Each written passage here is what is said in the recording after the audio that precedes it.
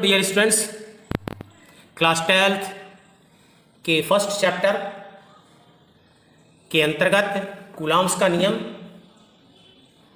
या इसी को हम लोग कहते हैं कूलॉम का व्युत्क्रम वर्ग का नियम, दोनों एक ही चीज़ है। अध्याय 1 के अंतर्गत आज स्टडी करेंगे और ये हमारा इस अध्याय का 5th लेक्चर है। ध्यान दें, इसके 4 वीडियोस मैं और भी बना चुका हूँ, उसको आप स्टडी करें, क्रमबद्ध तरीके से इसको स्टडी करें तो आपको बहुत ज़्यादा बेनिफिट्स होगा।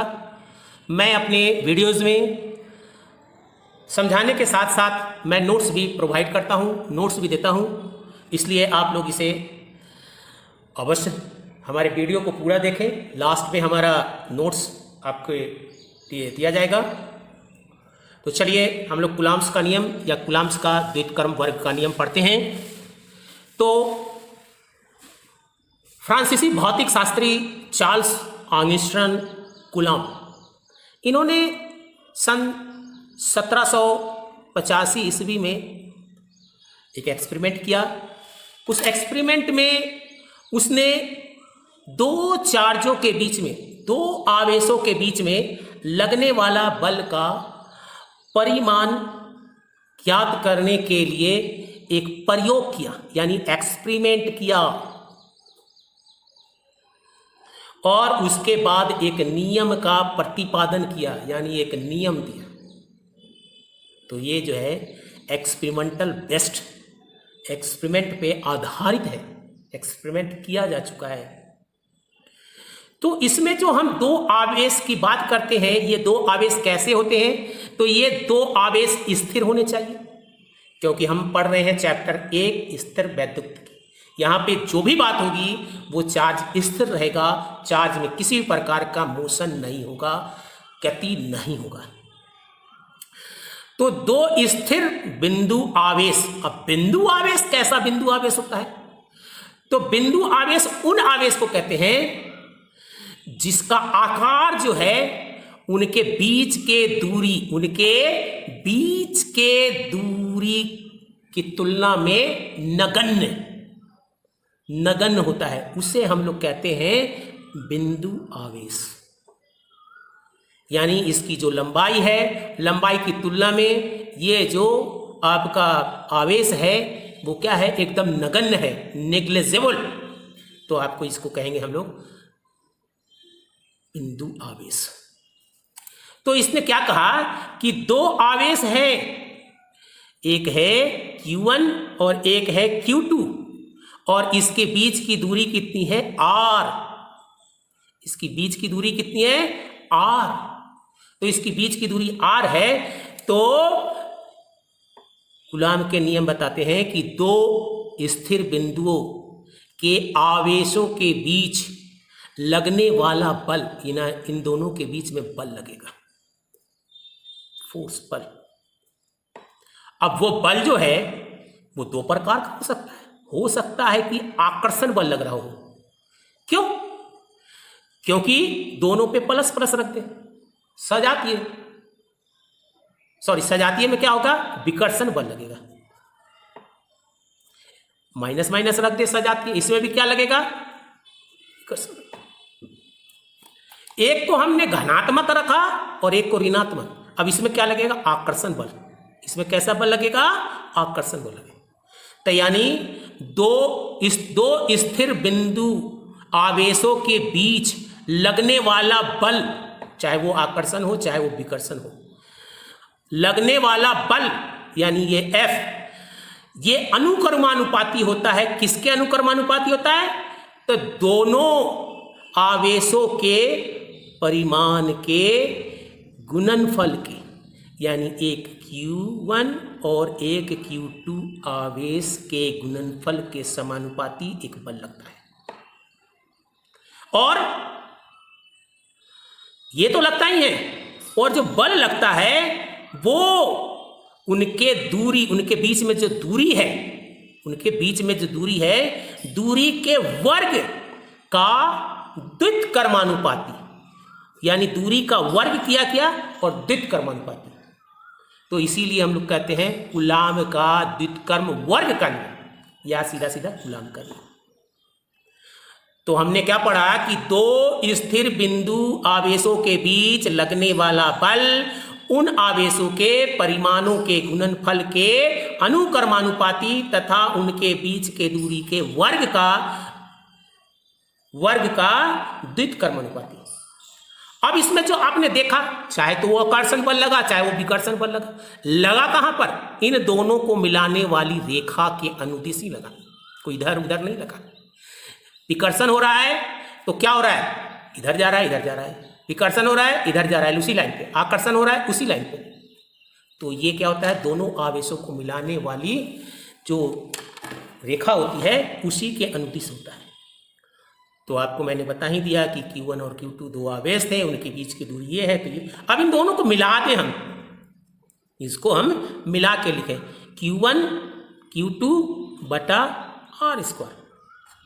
अब ये कोई भी समानुपाती चिन्ह होता है तो उसको हम लोग क्या करते हैं? हटाते हैं। और हटाते हैं तो क्या लिखना पड़ता है? उस समानुपाती चिन्ह को जब हटाएंगे तो कोई एक नियतांक रखना पड़ा। यहाँ पर हम K नियतांक रखते हैं, और ये K कैसा है? Small K। इसी में आगे जब हम पढ़ेंगे तो क्या होगा? प्लस का K होगा, इसलिए इसको हम माइनस K। तो ये क्या हो जाएगा? Q1 Q2 बटा R स्क्वायर। अब ये K क्या है? इस K के बारे में चर्चा करेंगे। इस K के बारे में चर्चा करेंगे। ये K क्या है? तो ये K है जो नियतांक है। क्या है? नियतांक है, ठीक। और इसका मान जो है वो दो चीज पे निर्भर करता है। क्या क्या चीज पे निर्भर करता है? एक करता है आपको माध्यम की प्रकृति पे, यानी इन दोनों के बीच में कौन सा माध्यम है, क्या है? वायु है, निर्वात है, पानी है, कोई अलग गैस है, क्या है? उस माध्यम पे निर्भर करता है। और दूसरा किस चीज पे निर्भर करता है? दूसरा निर्भर करता है ये मापन की पद्धति पे, यानी मापन पद्धति पे भी निर्भर करता है ये। अब मापन पद्धति का मतलब क्या हो गया भाई? कि ये SI सिस्टम में नाप रहे हैं कि CGS सिस्टम में नाप रहे हैं, इस पर भी निर्भर करता है। कौन? ये नियतांक K, ये नियतांक K, ठीक है। अब हम बात करते हैं SI सिस्टम में। पहले हम बात करते हैं SI सिस्टम में। ये K दो चीज पे निर्भर करता है, माध्यम की प्रकृति पे और मापन पद्धति पे। SI में नाप रहे हैं, CGS में नाप रहे हैं, किस पद्धति में नाप रहे हैं? तो हम पहले इसी को चलते हैं, SI पद्धति में हम निकालते हैं। SI पद्धति में यानी SI। तो इसमें हमने क्या देखा कि ये जो K है, इस K का जो मैंने यहाँ K रखा, इस K का जो वैल्यू है वो कितना है? 1/4 pi epsilon not, epsilon not, ठीक है, 4 पाई एप्सिलॉन नॉट। अब ये कहां पे होता है? ये वायु में। क्या होता है? वायु या निर्वात।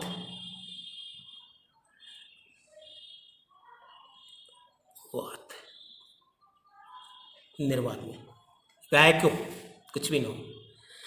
तो अगर ऐसा सिस्टम है तो इसका जो मान होता है, यहां पर 1 है, 1 रख दिए, 4 है, 4 रख दिए, और आपको जो पाई है, पाई का मतलब 3.14, और एप्सिलॉन नॉट इसका जो मान होता है, इसका मान होता है 8.854 इंटू 10⁻⁻12। जब इस सब को हम सॉल्व करते हैं तो हमें किसके निकट मिलता है? 9 इंटू 10⁻9, 10⁻9 न्यूटन। इसका मात्रक क्या होता है? Newton metre square upon coulomb square. अब ये कहेंगे ये कैसे आ गया? अब कहेंगे कि ये मात्रक कैसे आ गया? ये तो सब वैल्यू रख दिया, ठीक है। तो आपको वैल्यू जो रखा है ये याद करना है, ये आपको काम देगा, ये याद रखना है। अब कैसे आया मात्रक, तो आप देखें यहां पर F बराबर आपका क्या था, F बराबर क्या था, के यानी 1/4 पाई एप्सिलॉन नॉट, और क्या था Q1 Q2 upon are square. अब हमको क्या निकालना है, अब हमको क्या निकालना है, सॉरी यहाँ पे आप पूरे को के कह दीजिए, ये के का ही तो है ना, इस पूरे को अभी के ही रखिए, क्या रखें हम, के रखें। तो आप देखें के का मात्रक निकालना चाहते हैं, तो के का मात्रक इस के को रखें और बाकी चीज को के को अकेले कर दें। ये एफ है इधर तो एफ रह गया, ये इधर से आर स्क्वायर आया तो आर स्क्वायर हो गया, और इधर से Q1 हो गया, इधर से Q2 आ गया, ऊपर वाला नीचे आ गया, नीचे वाला ऊपर चला गया, और के यहाँ पे के का निकाल रहे हैं, तो ये क्या हो जाएगा, न्यूटन, फोर्स का न्यूटन, ये आर मीटर स्क्वायर, और ये Q1 और Q2 कूलम्ब स्क्वायर, तो ये इसकी यूनिट भी निकल गई, ये इसकी यूनिट भी निकल गई। तो ये एप्सिलॉन 0 यहाँ पर, अच्छा अभी मैं के रखा, के का मान निकाल दिया। यहाँ पर जो ये एप्सिलॉन 0 होता है, ये होता है आपको निर्वात की विद्युतशीलता, निर्वात की विद्युतशीलता, विद्युतशीलता के बारे में भी बताएंगे। अब हम चलते हैं कहाँ,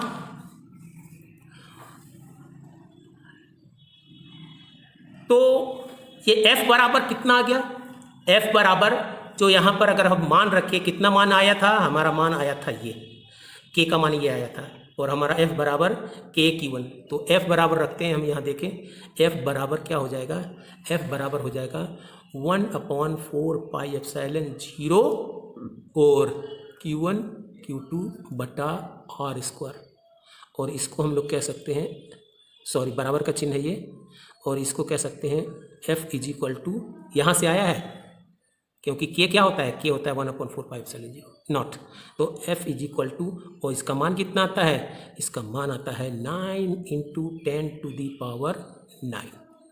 अब रख देंगे Q1, अब रख देंगे Q2, अब रख देंगे आर स्क्वायर, न्यूटन, ये बल है तो इतना न्यूटन लगा, तो ये हमारा क्या हो जाएगा,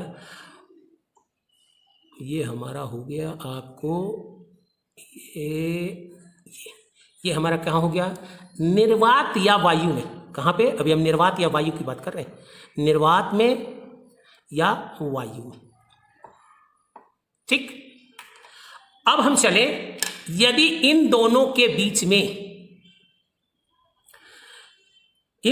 बीच में वायु या निर्वात के अलावा कोई अन्य माध्यम है, कोई अन्य माध्यम है, तब हम क्या लिखेंगे, तब हमारा जो सूत्र है क्या हो जाएगा, जरा देखिए आप, यहां पर के का मान क्या हो जाएगा, के का मान जो है ये के का 1/4 पाई एप्सिलॉन 0 के, ये के जो होगा कैपिटल के होगा, ये के कैपिटल के होगा, और इसको क्या कहते हैं हम लोग, माध्यम का परावैद्युतांक,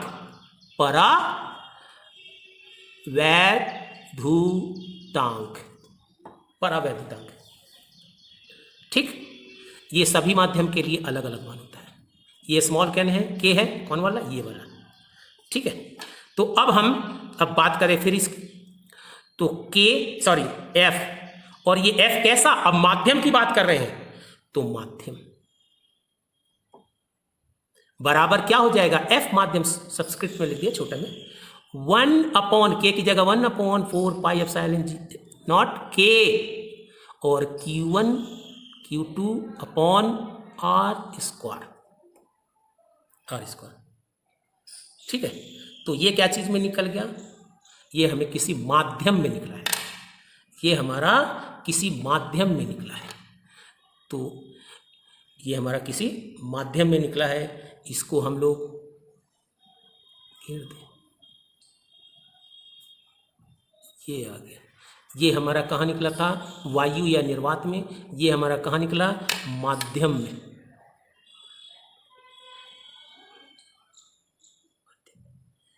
अब देखें जरा सा, यहां पे हमें माध्यम में भी निकला हुआ है, यहां हमें वायु में भी निकला हुआ है, तो ऐसा करते हैं हम लोग, अब हम सीजीएस सिस्टम के बारे में बात कर लेते हैं थोड़ा। सीजीएस कहा था ना कि पद्धति पे, मापन पद्धति पे भी निर्भर करता है। तो ये तो हमने सब एसआई सिस्टम की बात अभी तक कर दी है। अब हम चले जो किस चीज़ पे बात करेंगे, अब हम बात करेंगे सीजीएस सिस्टम पे। तो सीजीएस सिस्टम में ये जो के था, ये जो स्मॉल के, ये स्मॉल के जो शुरू में ही छोड़े हैं स्मॉल के, ये किस चीज़ के, ये आपने किस चीज़ के बारे में माना था? ये माना था 1/4 पाई एप्सिलॉन नॉट, और इसका वैल्यू कितना था? 1। अब देखें आप 1 आता है तो हम इस वायु या निर्वात वाले फोर्स को लेंगे F = अब यहां पर ये क्या हो जाएगा? ये 1 के बराबर हो जाएगा। ये 1 के बराबर, इसका वैल्यू यहां रखें तो ये कितने के बराबर हो जाएगा? 1 के बराबर। 1 लिखने की कोई आवश्यकता नहीं, तो क्या लिखेंगे? Q1 Q2 अपॉन, ये देखिए नीचे में क्या है? R²। ये हो गया सीजीएस सिस्टम में। ये सीजीएस सिस्टम में तो हुआ, लेकिन कहां पे हुआ? कहां पे हुआ? वायु या माध्यम में, वायु या निर्वात में, वायु या निर्वात में हुआ ये। अब हम चलते हैं माध्यम में। तो माध्यम के लिए हमने क्या निकाला है? ये निकाला है। तो इसकी जगह हम क्या कर देंगे? ये जो है इसकी जगह हम क्या कर देंगे? 1 रख देंगे। तो क्या बन जाएगा? F = अब इसको तो हमने, F माध्यम में है तो इसको तो हमने कुछ नहीं, 1, ये है K नीचे में, ये K क्या है? परावैद्युतांक, तो इसको बराबर 1/K, ये कैपिटल K होता है। और क्या हो गया? Q1 और Q2/R²। ये क्या चीज में निकला? ये आपको निकला माध्यम में। ये क्या चीज में निकला था? वायु या निर्वात में, सीजीएस सिस्टम में। ये क्या निकला? माध्यम में निकला, और माध्यम में और सीजीएस सिस्टम में। ये दोनों सीजीएस सिस्टम, ये दोनों एसआई सिस्टम। क्लियर हो गया? आई थिंक, मैं समझता हूं कि आपको क्लियर हो गया होगा। अब हम पढ़ते हैं यहां पर इस नियम के लागू होने की शर्तें या सीमाएं क्या है? शर्तें क्या है या सीमाएं क्या है? कहां कहां यह लागू हो सकता है? पहला, यह सिर्फ बिंदु आवेश के लिए सत्य है, सिर्फ बिंदु आवेश के लिए ही सत्य है। दूसरा, यानी यह बिंदु आवेश के लिए सत्य है। दूसरा पॉइंट क्या है? लिमिटेशन। दूसरी शर्तें क्या है? दूसरी शर्तें यह है कि जो आवेश है यह विराम अवस्था में होना चाहिए। गतिशील आवेश के लिए यह सत्य नहीं है। गतिशील के लिए जो है उसके बीच में जो बल लगेगा वो अन्य नियम द्वारा दिया जाता है, उसके लिए नियम अलग। ये सिर्फ स्थिर विद्युत के लिए, यानी विराम अवस्था के बिंदु आवेश के लिए ये सत्य है। पहला बिंदु आवेश होना चाहिए, दूसरा जो आवेश है वो विराम होना चाहिए। तीसरी लिमिटेशन थोड़ा सा आप देखें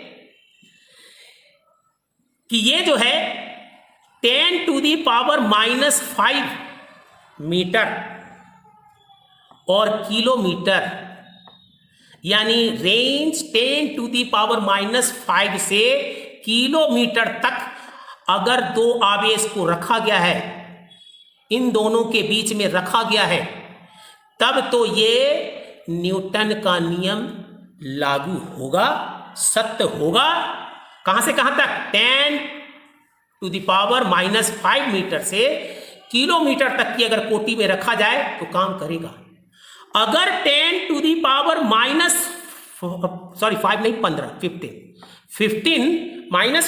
मीटर के रेंज से छोटा में रखा जाए, यानी दोनों आवेश के बीच की दूरी 10⁻⁻15 मीटर से कम हो,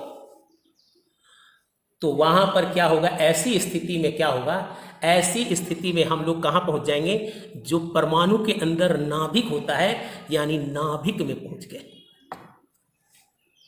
और तब वहां नाभिक के अंदर वहां पर न्यूट्रॉन न्यूट्रॉन में जो बल लगेंगे या प्रोटॉन न्यूट्रॉन में बल लगेंगे या न्यूट्रॉन न्यूट्रॉन में बल लगेंगे, क्योंकि वहां कौन कौन होता है नाभिक में? प्रोटॉन और न्यूट्रॉन। तो प्रोटॉन और न्यूट्रॉन अगर बात कर रहे हैं तो फिर क्या होगा कि उसके अंदर के क्रिया में चले जाएंगे, और यह तो नाभिकीय बल होता है, यह नाभिकीय बल होता है। नाभिक के अंदर जो बल लगती है वो नाभिकीय, और इसका कूलाम के नियम से कोई संबंध नहीं है। क्या? कूलाम के नियम से कोई संबंध नहीं है। तो इसके 3 शर्तें हो गई। पहला, बिंदु आवेश होना चाहिए, दूसरा आपको विरामावस्था में होना चाहिए दोनों आवेश, और तीसरा जो है 10⁻⁻15 मीटर से लेकर किलोमीटर तक के रेंज के बीच में ही दोनों आवेश होना चाहिए, तभी ये कार्य करेगा, कूलाम का नियम कार्य करेगा, अन्यथा नहीं करेगा। तो मैं समझता हूं कि आपको ये वीडियो बहुत पसंद आया होगा। आप इस वीडियो के साथ मैं आपको इसके नोट्स साथ में प्रोवाइड करता हूं। तो ये रहा आपका नोट्स को देखें, ये ठीक है, नोट्स को आप नोट कर लेंगे। इस नोट्स के अलावा और कोई नोट्स बनाने की आपको कोई आवश्यकता नहीं है। बहुत ही सिंपल लैंग्वेज में, और इसमें सभी चीज समाहित की गई है, सभी चीज को समाहित की गई है, इसलिए ये नोट्स पूरी तरह से परफेक्ट है, पूरी तरह से परफेक्ट है।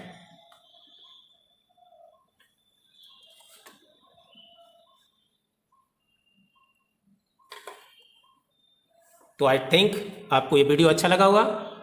तो आप इस वीडियो को लाइक एंड शेयर करना ना भूलें। ये हमारा